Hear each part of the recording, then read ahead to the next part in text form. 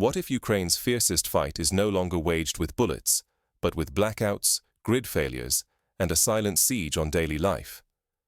Imagine a war where the most decisive weapon is not a tank or a missile, but the ability to plunge millions into darkness with the flip of a switch. The battle lines have blurred.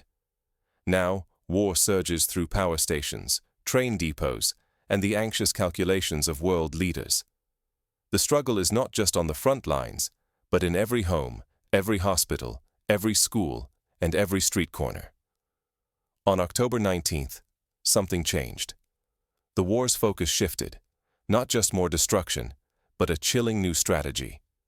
Russian forces are attacking not only soldiers, but the entire backbone of Ukraine's society, its energy, its movement, its sense of normalcy. Where once victory was measured in captured territory, now it is measured in the hours a city can keep its lights on, or the days a hospital generator can keep running. Transformers erupt in fire, tracks shudder under missile strikes, and cities vanish into sudden darkness. Every sabotaged grid or stranded commuter is another blow, not just to Ukraine's army, but to the country's will to endure.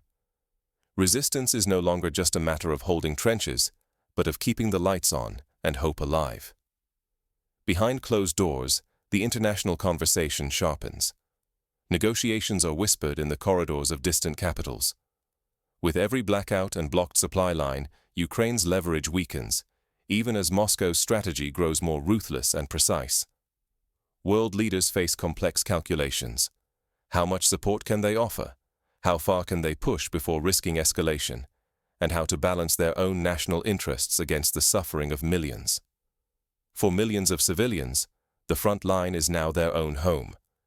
Kitchens grow cold, classrooms fall silent, hospitals grope for backup power. Ordinary Ukrainians face shortages, uncertainty, and the creeping exhaustion of a war that follows them everywhere.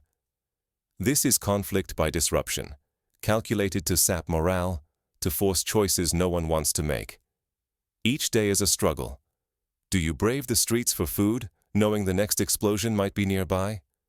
Do you send your children to school, only to hear the sirens wail before noon? To miss these shifts is to miss how modern war rewrites every rule. It is to risk misunderstanding not just Russia's next move, but the future of Ukraine, Europe, and perhaps the stability of your own world. The lessons of history are clear. Those who fail to adapt to new forms of conflict can lose everything. In World War II, the Blitz on London was not just about destroying buildings, but about breaking the British spirit. Today, the silent siege on Ukraine's grid serves a similar purpose: to grind down hope itself. If you still imagine this conflict as distant artillery and shifting front lines, think again. The new battlefield might already be closer than you realize. It is not just about soldiers and tanks, but about the invisible threads that hold society together: electricity, transportation, communication, and trust. This is not the Ukraine war you remember.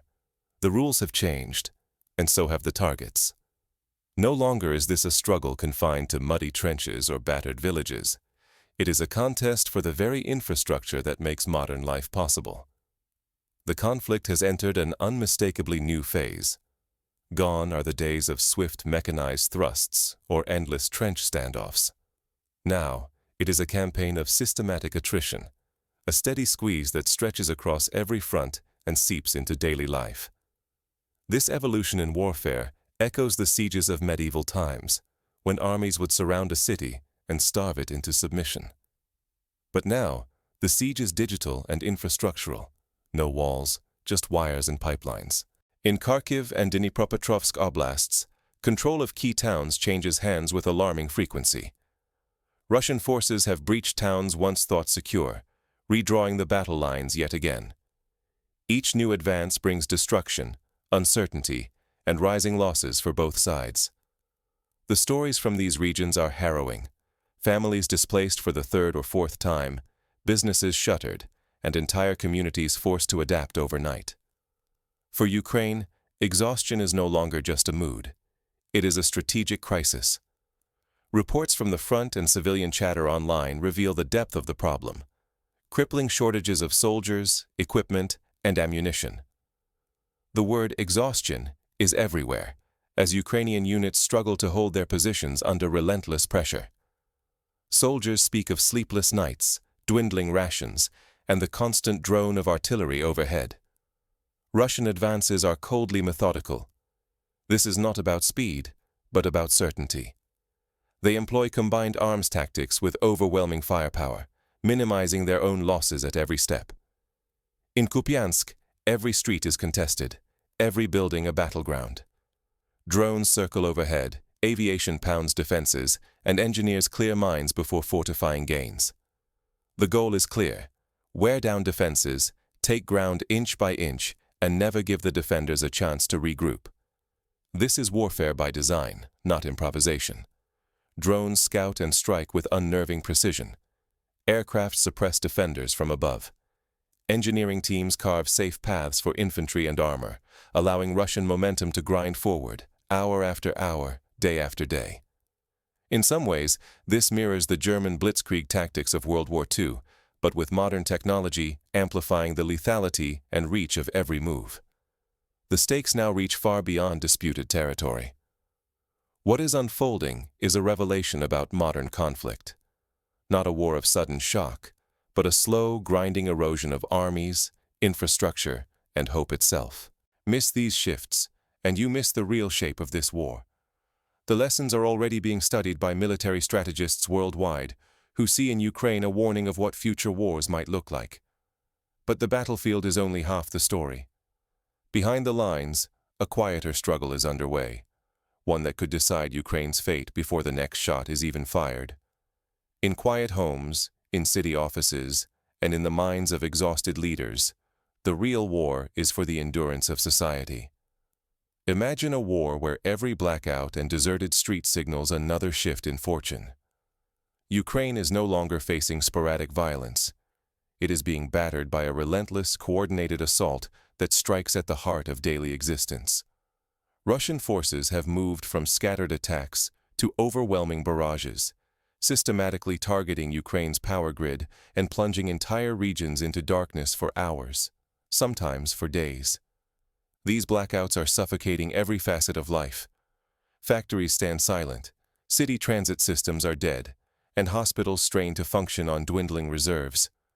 Even backup generators, once a guarantee, are running out of fuel, forcing doctors and nurses into desperate scrambles to save lives before the lights go out. In one city, doctors performed emergency surgeries by flashlight, improvising with battery-powered lanterns. In another, residents gathered in community centers to pool resources just to cook a hot meal. The devastation is not limited to energy infrastructure. Missile and drone strikes are now obliterating drone launch pads, ammunition caches, logistics centers, and frontline supply routes. Training camps and airfields, once considered safe deep behind the lines, are now frequent targets. Critical infrastructure burns, and pathways for reinforcements and supplies are severed. This strategy is reminiscent of the Allied bombing campaigns in World War II, which sought not only to damage enemy industry, but to break the will of the population. Casualties and material losses are mounting at a rate not seen before. Ukrainian armed forces are stretched thin, their ranks depleted, and equipment destroyed faster than it can be replaced. Reports suggest losses in manpower and material have reached record levels. Exhaustion seeps through the ranks, and across the country, public faith in military and political leadership is beginning to erode. The sense of unity that carried the nation through the initial shock of invasion now wavers under the relentless strain. Frustration is boiling over. Each new blackout, each lost supply convoy, fuels anger at perceived failures and the painful exposure of once secure positions. Ukrainians are not just questioning military tactics, they are doubting their leaders' ability to defend the nation's future at all. Signs of discontent are visible in protests, in social media posts, in the growing impatience at government briefings. This is no accidental chaos. Under Russia's new defense minister, strategy has shifted. The aim is to grind down not just Ukraine's resistance on the battlefield, but its ability to function as a society. Electricity, fuel, and safe passage are now as decisive as any weapon. The intention is clear: break the will to fight by making daily life impossible. This echoes the sieges of Leningrad and Sarajevo, where civilian endurance became as important as military success. If these attacks continue unchecked, Ukraine risks unraveling from within. The loss is measured not just in territory or soldiers, but in the slow collapse of society itself. Empty shelves in stores, silent assembly lines, darkened hospital wards, and a population running out of time and options. The warning signs are everywhere: children studying by candlelight, elderly residents unable to get medicine, families forced to flee for the second or third time. As internal pressures threaten to overwhelm the country, a new phase is emerging, one that stretches beyond the battlefield, where high-stakes diplomacy and foreign interests are beginning to shape Ukraine's fate. The whispers in diplomatic corridors may prove as decisive as any tank battalion. Behind closed doors, powerful actors are recalculating their next moves. The future of Ukraine may soon hinge on decisions made far from the front lines. In Brussels, Washington, and Moscow, advisors debate what costs are acceptable, what risks can be managed, and what outcomes are truly in their own best interests.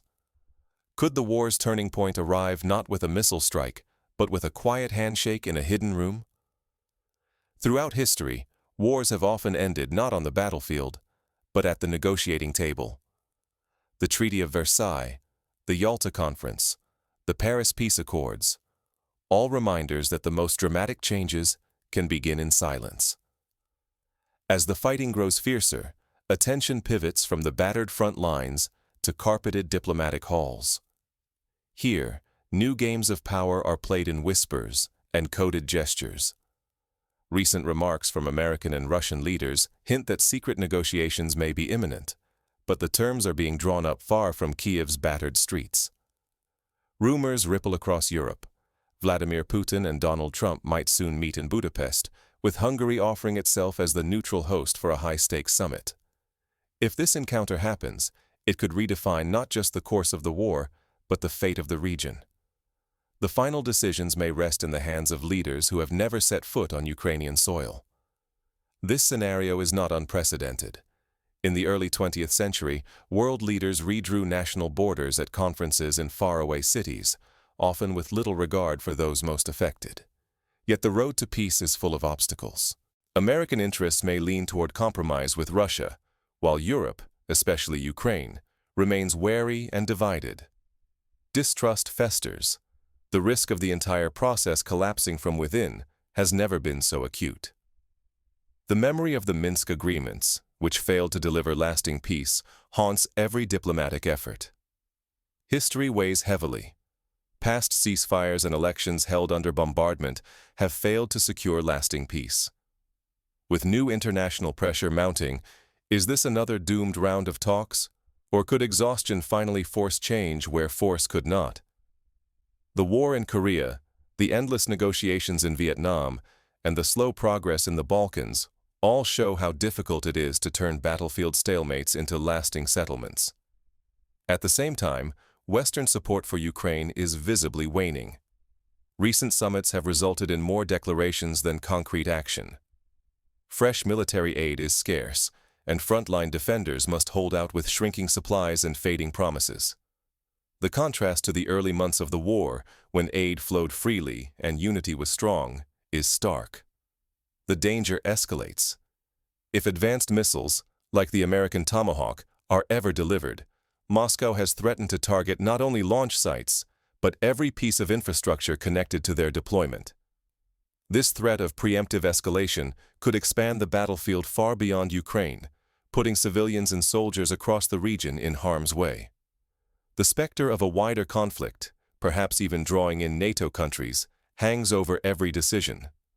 What happens in these closed-door talks could redraw borders, fracture alliances, and rewrite the rules of international security for a generation.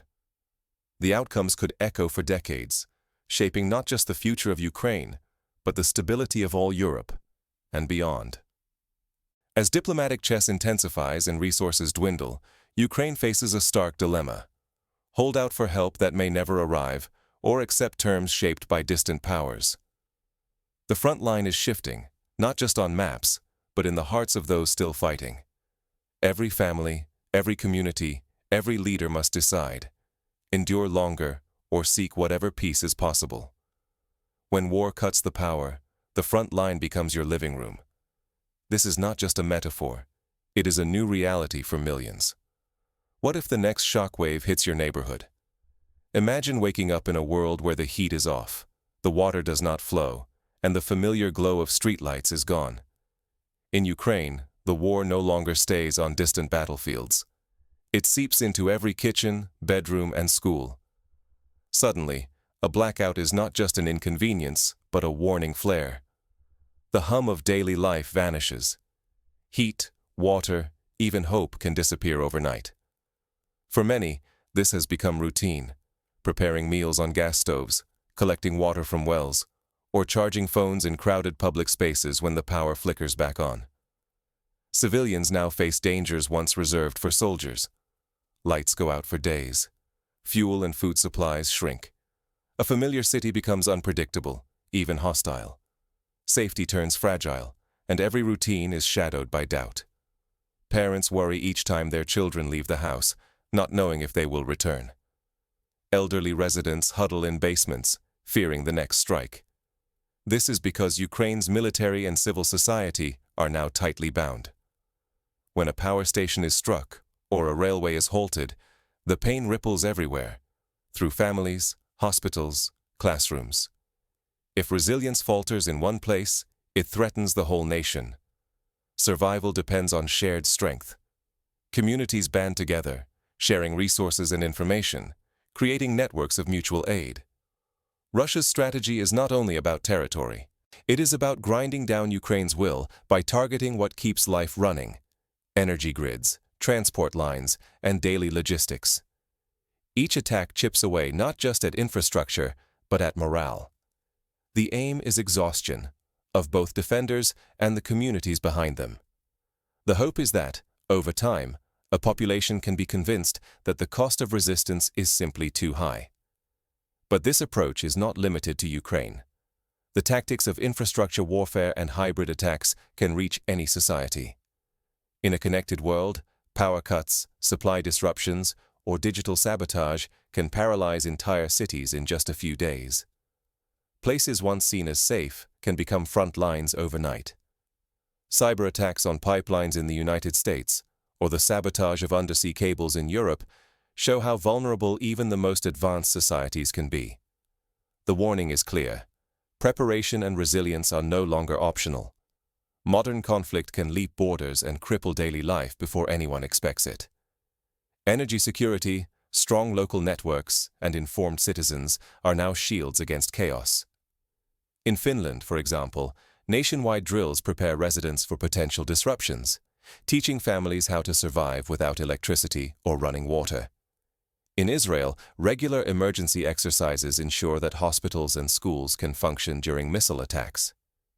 If we ignore these lessons, our own communities may face the same unprepared shock. Ukraine's ordeal is a signal to the world.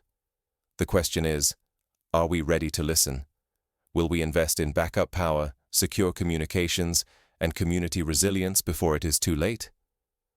But as the war's impact deepens, new diplomatic moves begin to stir, some far from Kyiv and others hidden in plain sight. Who really shapes the next chapter, and at what cost? The answer may depend on how societies respond not just to bombs, but to the slow erosion of daily life. The front line is no longer a distant trench. It is shifting, sometimes invisibly, toward your doorstep. Are you prepared to recognize it when it arrives? The signs may be subtle: an unexplained outage, a sudden shortage, a surge in rumors and uncertainty. We are living through a transformation in warfare. Battles are not just fought by armies crossing borders, but by silent strikes against the systems that make modern life possible. In Ukraine, conflict now reaches deep into cities. It dims lights, halts trains, and interrupts the daily rhythms that hold society together. Factories stall, homes grow cold, and the boundaries between civilian and combatant blur fast. This is the new face of war. Power grids, railways, and digital networks have become battlegrounds. Tactics have evolved. Disabling electricity, sabotaging supply chains, and fracturing trust can be as devastating as any missile strike. For millions, the greatest danger may arrive not with explosions, but with the abrupt disappearance of light, heat, or digital connection. The consequences are not limited to Ukraine. Every shock to energy supplies, every tremor in global markets, every test of alliances sends waves far beyond any single border. Your electricity costs, your sense of stability, your access to essentials, all can be shaken by decisions made continents away. When the infrastructure sustaining civilization is under attack, the distance between you and the front shrinks. What does this mean for you? It means the shape of conflict is shifting in real time. Failing to recognize these changes risks leaving us exposed, not as bystanders, but as unwitting participants in a new breed of war. Awareness is no longer optional. It is crucial for security, readiness, and survival. Are you vigilant enough to spot the signs? Will you be prepared when the next front line arrives, masked not by uniforms, but by a sudden blackout, a cyber attack, or a shortage of critical supplies? Practical steps include creating emergency plans, investing in alternative energy, building community support networks, and staying informed about global developments. The tools and tactics of war are evolving.